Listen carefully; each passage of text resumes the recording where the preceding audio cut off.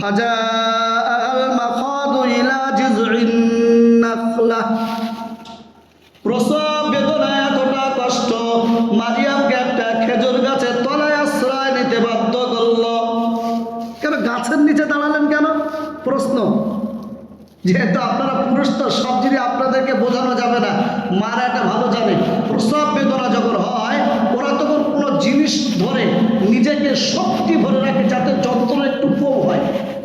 যেহেতু উনি খেজুর গাছের নিচেই দাঁড়ালেন, এই জন্যে যে খেজুর গাছের ডালটা ধরে নিজের যখন যন্ত্রণা শুরু হবে, মায়েদের প্রচণ্ড যন্ত্রণা হয়। আমি এর আগেও বলেছি, আল্লাহ রসুল সাল্লাল্লাহু আলাইহি ওয়াসাল্লামের কাছে একজন সাহাবী এলেন, ইয়া রাসূলুল্লাহ, ইয়া হাবিবাল্লাহ, আমার আকরিব, আমার রেশতা, আমার আত্মীয়, আমার বাপ মা ভাই বোন আত্মীয় স্বজন চাচা চাচি নানা নানি দাদা দাদি সবাই তো আমার পরিবারস্থ লোক, এদের মধ্যে বেশি হকদারটা কে হবে আমার কাছে? সবারই একটা হক আছে আমার কাছে। আল্লাহ নবী বললেন তোমার মা। ইয়া রাসূলুল্লাহ, তারপরে কে হবে? আল্লাহ তোমার মা। আবার তারপরে জিজ্ঞাসা করলেন এরপরে কে হবে? আল্লাহ নবী বললেন তোমার মা। তিনবার বললেন তোমার মা, তোমার মা, তোমার মা। 4 নম্বরে সাহাবী জিজ্ঞাসা করলেন ইয়া রাসূলুল্লাহ, তারপরে কে হবে? আল্লাহ নবী বললেন তোমার আব্বা। 3 বার আল্লাহ নবী মাকে বললেন, 4র্থবারে গিয়ে আব্বাকে বললেন। আমার মায়েদের যদি ভালোবাসে, মাদের যদি কেউ মহব্বত করে, নারীর অধিকার কেউ যদি ফিরিয়ে দিতে চায়, তিনি হলেন মানবতার মুক্তির কল্যাণের দূত বিশ্বনবী মুহাম্মদ রাসূলুল্লাহ সাল্লাল্লাহু আলাইহি ওয়াসাল্লাম। নবীজি এই সম্মান কোথায় পেলেন? এটা কোরআন শরীফে আয়াত গো। মেয়েরা 3টে কাজের জন্য তাদের 3টে অধিকার, ও রাসূল তুমি ওদেরকে শুনিয়ে দাও। মেয়েরা 3টে কাজ অতিরিক্ত বেশি করেছেন। ফাহামালাতু কুরহা ওয়া ওয়াযাআতু কুরহা ওয়া হামলুহু ওয়া ফিসালুহু 30 শাহরা। 1 নম্বর হলো মা একটা বাচ্চাকে পেটের ভিতরে ধরে রাখেন নির্দিষ্ট একটা কালের জন্য। গোটা পৃথিবীর পুরুষ যদি চায় এই কাজটা কখনো করতে পারবেন না। 2 নম্বর হলো মায়ের প্রসব বেদনা। এই প্রসব বেদনা যন্ত্রণা পৃথিবীর কোনো পুরুষ তো বুঝতে পারবে না, অনুভব করতে পারবে না। সময় এমনও আসে মায়ের সামনে এমন শোনানো হয়, মা যদি বাঁচে বাচ্চা বাঁচবে না, বাচ্চা যদি বাঁচানো হয় মা বাঁচবে না। মা ওই সময় জানিয়ে দেয় ডাক্তার বাবু আমি মারা যাব, ওতে কোনো অসুবিধা নাই, আমার বাচ্চাটা যেন দুনিয়ার মুখটা দেখতে পায়। এর নাম মা জীবনের বাজিটা ধরে নিজের জীবনটা বাজি রেখে যে সন্তানের মুখটা পৃথিবীর আলো দেখায়, সেই সন্তান হয়ে আমরা মা বাবার সঙ্গে কত রকম খারাপ ব্যবহার করি। 3 নম্বর হলো হামলুহু ওয়া ফিসালুহু 30 শাহরা। একটা বাচ্চা মায়ের দুধ পান করে দীর্ঘ 2 বছর ধরে। আর মায়েরা শুনছেন, যদি কিছু না মনে করেন, আমি শুধু বোঝানোর জন্যই বলছি। মার যে স্তন থেকে দুধটা বার হয়, বিশ্বাস করেন আমি কোনো খারাপ মাইন্ডের জন্য না, বোঝানোর জন্যে, আল্লাহর নিদর্শন বোঝানোর জন্যে। আপনি জানেন আমাদের প্রত্যেকটা অঙ্গ, আপনি যেখানেই সুচ ফোটাবেন কী বার হবে? সেখান থেকে রক্ত বার হবে। তো ওই জায়গাটাও সেরকম, সেখানে সুচ ফোটালে রক্তই বার হবে। কিন্তু আল্লাহর কুদরত দেখেন, ওই জায়গাটায় বাচ্চা যখন টানছে ওটা সুন্দর প্রোটিন জাতীয় একটা দুধ বার হচ্ছে। এবং ডাক্তারবাবু বলছেন মায়ের দুধ যদি 1 পাল্লায় রাখো, গোটা পৃথিবীর দুধ যদি আর 1 পাল্লায় রাখো, গরুর দুধ, মোষের দুধ, ছাগলের দুধ, এমনি দুধ সেমনি দুধ, কখনোই এক হবে না। মায়ের দুধ মায়ের দুধ, এর বিকল্প কিচ্ছু নেই। তো মা মারিয়াম আলাইহিস সালাতু ওয়াস সালাম নিজের প্রসব বেদনা অনুভব করলেন, খেজুর গাছের নিচে গিয়ে নিজেকে আশ্রয় নিলেন।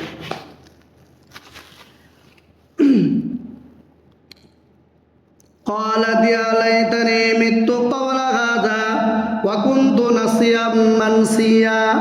মা মারিয়াম বলছেন আল্লাহ, এই কষ্ট হওয়ার আগে আগে যদি আমি মারিয়াম মারা যেতাম, আর না হলে আমি মারিয়াম যদি কিছুই না থাকতাম, মানুষের স্মৃতি থেকে যদি হারিয়ে যেতাম, কতই না ভালো হতো।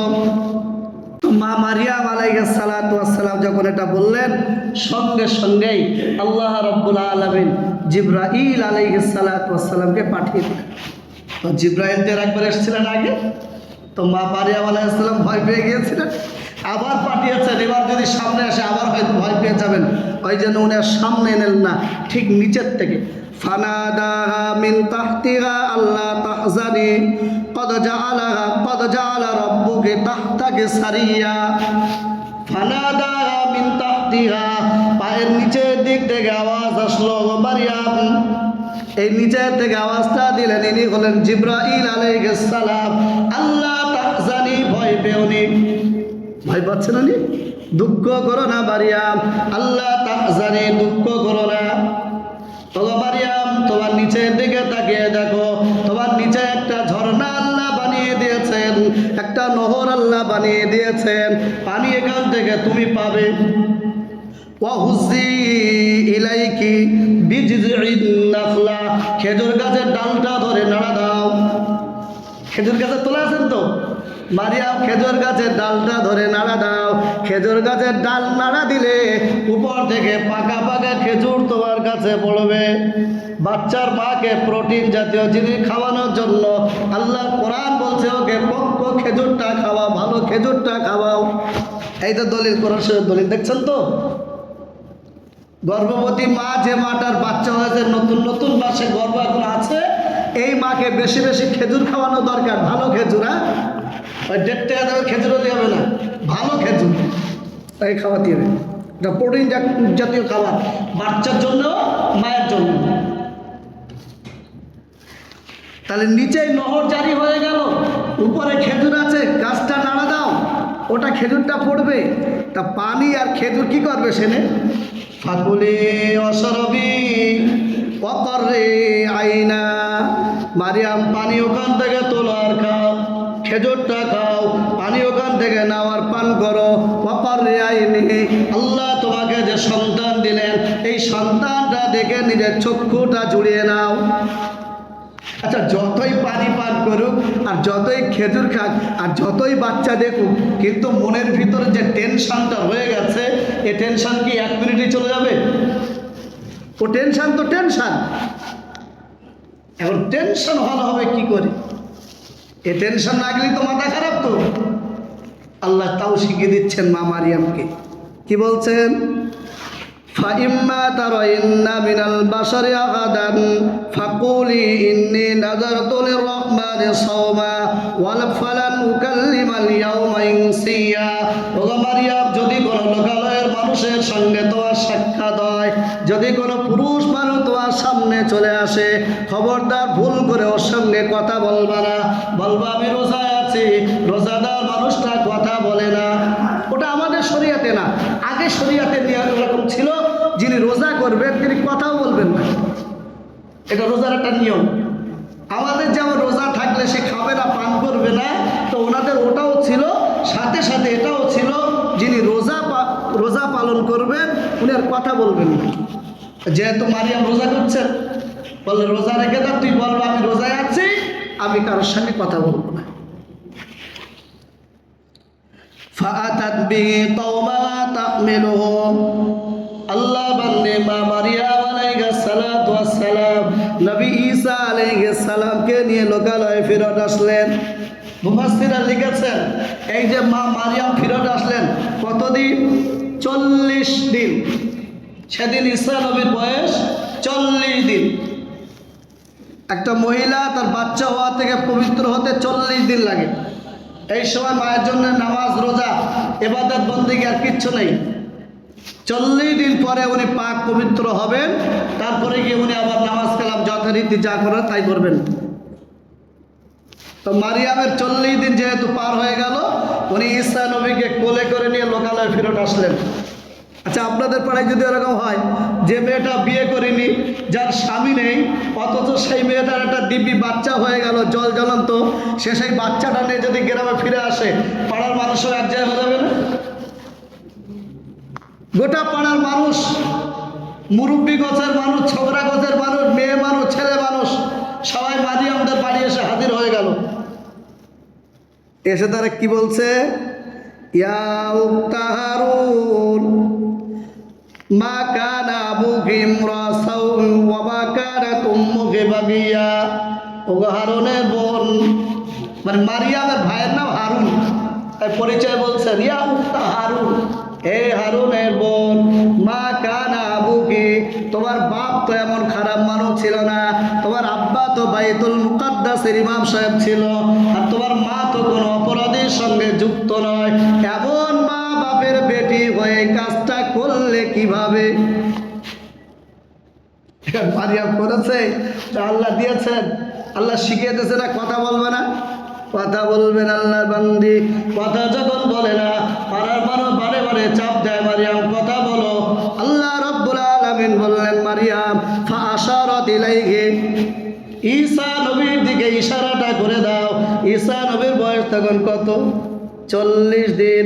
40 দিনের বাচ্চা কি কখনো কথা বলতে পারে? তো 40 দিন বয়স কথা বলবে কিভাবে?